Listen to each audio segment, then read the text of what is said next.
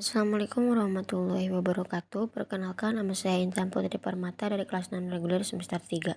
Di sini saya akan mereview materi pertemuan keempat mata kuliah Hukum Pidana Lanjutan oleh dosen Profesor Dr. Haji Heni Nurani SMH beserta asisten dosen yaitu Dr. M. Rendi Adidayandi SMH.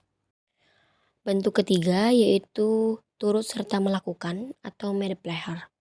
KUHP tidak memberikan definisi, tetapi memori Vantuliting memberikan pengertian bahwa orang yang turut serta melakukan atau made pleasure ialah orang yang dengan sengaja turut berbuat atau turut mengerjakan terjadinya sesuatu.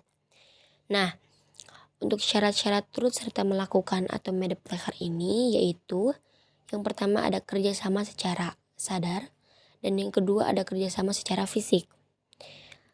Kerjasama secara sadar atau bewusst to summon working ialah kerjasama di sini harus ditujukan pada suatu perbuatan yang berupa kejahatan. Nah, sedangkan kerjasama secara fisik atau physical summon working ialah kerjasama di sini merupakan suatu delik yang ditujukan pada suatu akibat, yaitu adanya perbuatan yang berupa kejahatan dan perbuatan tersebut diatur dalam undang-undang. Selanjutnya, bentuk keempat, penganjur atau whitelocking, yaitu orang yang menggerakkan orang lain untuk melakukan suatu tindak pidana dengan menggunakan sarana-sarana yang ditentukan oleh undang-undang. Mereka yang dengan ancaman, paksaan, kekerasan, kekuasaan itu adalah sarana atau daya upaya. Jadi, antara penganjur dengan menyuruh melakukan hampir sama, yaitu adanya usaha untuk menggerakkan orang lain sebagai pelaku material atau aktor materialis. Perbedaannya ialah yang pertama, dalam penganjuran, sarana yang digunakan diatur dalam pasal 55 ayat 1 sub kedua, yaitu diatur secara limitatif atau terbatas. Yang bunyinya ialah mereka yang dengan memberi atau menjanjikan sesuatu dengan menyalahgunakan kekuasaan atau martabat dengan kekerasan, ancaman atau penyesatan, atau dengan memberi kesempatan, sarana atau keterangan sengaja menganjurkan orang lain supaya melakukan perbuatan. Nah, yang kedua yaitu dalam pembujukan, orang yang memujuk disebut aktor intelektualis dan yang dibujuk atau yang digerakkan disebut aktor materialis.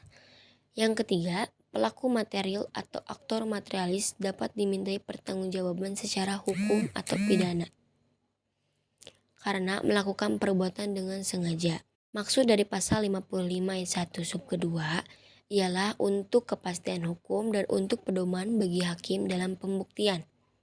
Terhadap pengaturan daya upaya secara limitatif ini, ada kritik dari Hazewinkel Suringa yang mengatakan jika daya upaya tidak dibatasi, maka orang yang cerdik pandai dapat memakai daya upaya lain di luar KUHP atau di luar yang diatur dalam pasal 55 ayat 1 sub kedua.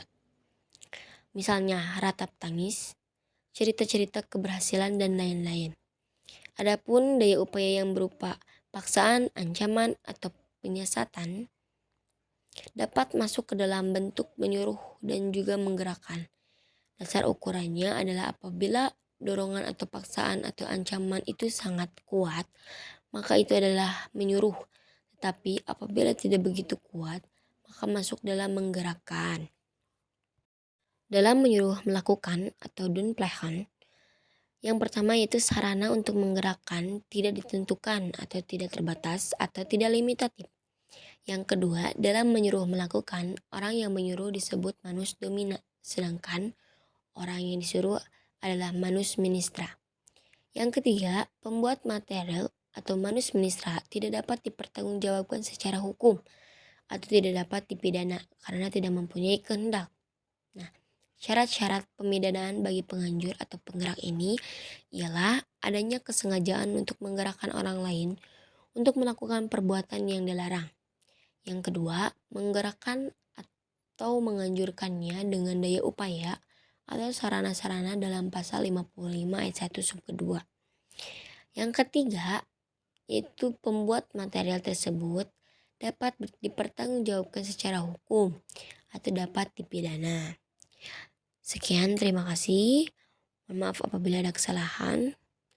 Assalamualaikum warahmatullahi wabarakatuh.